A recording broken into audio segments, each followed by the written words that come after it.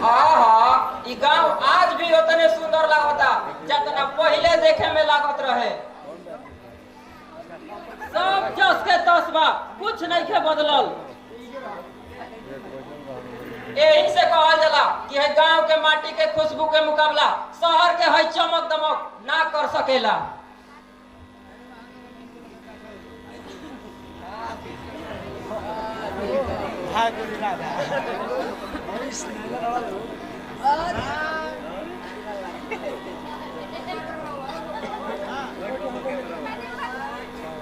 ए तू राधा हो ना?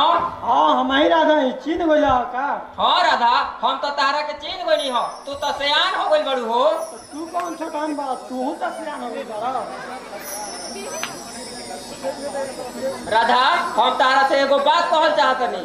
तो कह, देरी कौन बात के? राधा, हम तारा से सच्चा दिल से प्यार करना और तोहरे से शादी कर चाहतनी।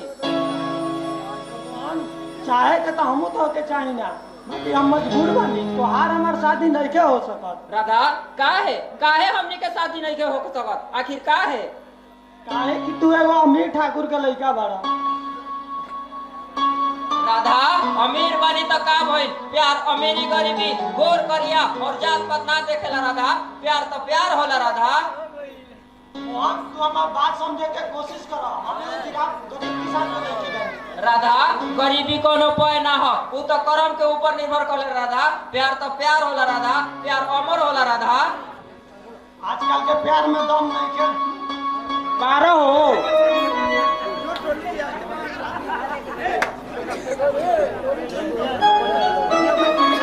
सत्यनारायण, नैखा का हो? चाचा जी, गोड़ लगतन चाचा जी। खुश रह, खुश रह। आ चाचा जी, बैठी बैठी। ठीक बा बैठा तनी।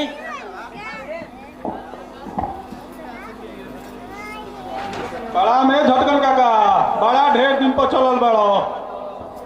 खुश रह, खुश रह। बेटी राधा, ए राधा। हम आई। अरे चाचा जी के मीठा पानी लिए हो, बड़ी दूर से आइल बड़ो। लाओ तनी। अरे एक और कोनो जरूरत नहीं है। चाचा जी, और समाचार कहीं घर के समाचार? सब तो समाचार ठीक है बा, बाकी एगो बात कहे के रहे। सब परिवार एजे बा, कह तो कहीं। का बात बा काका? कहब तबे न हमनियों के जानम जा। बात ये रहे सत्यनारायण कि राधा बेटी सियान हो गई बिया, शादी ब्याह के बारे में सोचला हो? हाँ ए काका, हमहू तो सोचते बानी कि राधा बेटिया के बियाह शादी हो जाई। ऐसे कि हमरो कपार पर टेंशन बा। राधा बेटिया के बियाह शादी हो जाई, हमरो कपार के टेंशन दूर हो जाई काका। सत्यनारायण, एगो हम रिश्ता देखले बानी। रिश्ता? कैसा रिश्ता काका? कहाँ के रिश्ता? ये रिश्ता ये हटे ठाकुर साहब के लड़का मोहन से। काका ठाकुर साहब के रिश्ता? काका ठाकुर साहब तो बहुत अमीर आदमी हवन, हम तो एगो गरीब किसान बानी काका। ई शादी करी हो ना करी हम काका? अरे ये हमारा पूछो तो काहे कि राधा बेटिया मोहन एक दूसरे के पसंद कर लन जा। अब ऐसा बात बा काका, तो ठीक बा, कोशिश करी हो। अगर ठाकुर साहब तैयार हो जिहन तो हम तो तैयारे बानी कहीं शादी करे खातिर। तो ठीक बा, हम ठाकुर साहब घर जाके बातचीत कर लेतनी। ठीक नु? ठीक बा काका, चलो जैसे ठाकुर साहब बताइए वैसे हमारा खबर करी हो।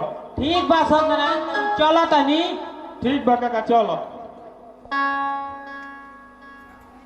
कहतनी कि कपार पर लड़की सियान हो गइल बिया, कहीं बढ़िया घर बर देख के आ शादी ब्याह कर दिया, हमनियों के माथा के हलुक हो जाओ। लेकिन रौला हमार बात मानत कहाँ बानी?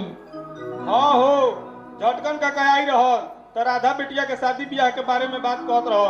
कहनी हो कि जैसे खबर मिली हमारा के काका खबर करी हो, हम जाके देख आई। ठीक बा, जैसे चाचा जी खबर करत तनी वैसे ही रौला जाई। ठीक बा, जैसे काका बताइए हम जाके देख आई। दिन भर घर हेलो हेलो चेक।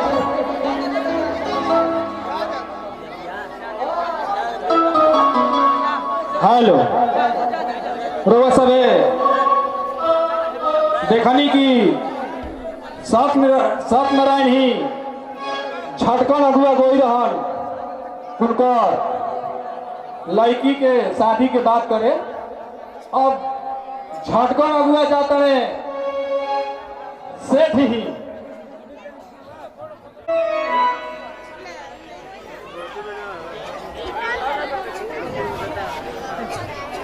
हेलो अब झटकन हुआ जाता रे ओ मोहन के माई, अरे बड़ा उदास बैठल बारू, तारी दुख हमारा से देखल नहीं जा। जानते बानी तबीयत हमार बड़ी खराब चलता। अब हमारा से काम काज नहीं के हुआ। एगो घर में सुंदर पतो ला दी कि हमारा कुछ आराम मिलो। बात तो तू ठीके कहत है। अच्छा रह, कोशिश करो तनी कि जल्दी तारा खातिर सुंदर सुशील पतो ले तो हरो आराम भेटा जा। ठीक बा। हेलो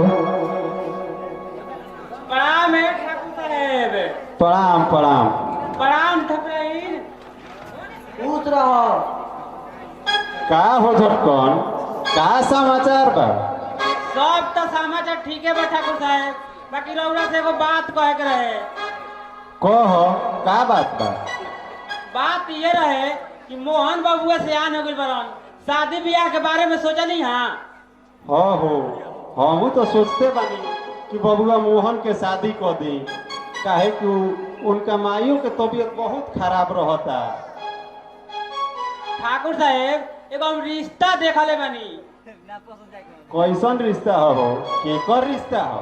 रिश्ता ये है सत नहीं के लड़की राधा से। का तू सत्यनारायण के लड़की राधा के रिश्ता हमारा मोहन खातिर लाई बड़ो?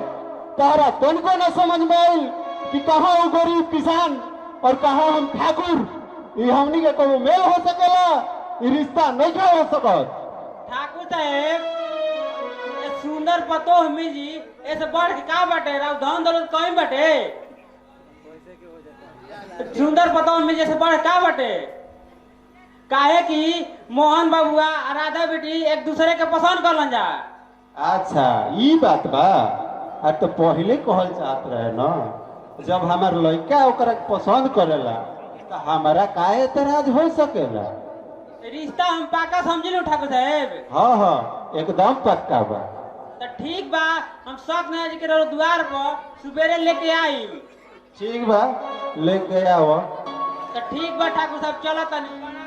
प्रणाम प्रणाम। का कहते जी वहाँ के? अरे वहाँ के तो बबुआ मोहन के रिश्ता लेके आइल रहल हन। ए में कौन बुरा बात बा? आए ठीके तो कहनी है। अच्छा तो मोहन के बोला के पूछ लो जा का ओकर आए विचार बा। बात तो तू ठीके कहत हो। बबुआ मोहन, बबुआ मोहन। का हो बाबूजी? का बात बा? काहे खातिर बोलनी हो? बात इहे बा कि हमनी के दोनों बेकत तारा शादी के बारे में विचार करत हई। अब तू बताव कि तहार का राय बा? का बाबूजी शादी? ना बाबूजी ई शादी नहीं के हो सकत। काहे हो? काहे नहीं के हो सकत? बाबूजी हम केहू और से प्यार करना और उनके से शादी कर चाहतनी। अगर हमार उनका से शादी ना होई तो हम जहर खा के मर जाई। का तू मर जइबो? तारा के यही दिन खातिर पढ़ा लिखा के इतना इंजीनियर बनैनी जा, तारा के विदेश भेजनी, इतना रुपया पैसा खर्चा कइनी, आ तू कहत तारा कि मर जाई। हमनी के दोनों आदमी के वैल्यू कुछ नहीं के लड़की के आगे। आज हमनी के पराया हो गई जाऊ, लड़की तारा खातिर सब कुछ हो गइल। कौन के लड़की हुआ? बाबूजी हम सत्यनारायण के लड़की राधा से प्यार करना और उनके से शादी कर चाहतनी। अरे पगला ओकरे बारे में तो हमनी के बतियावत रही जा। तोरे खुशी में हमनियों की खुशी में जहाँ ते कहबे ओजे शादी। ठीक बा माई। खुश रह, खुश रह।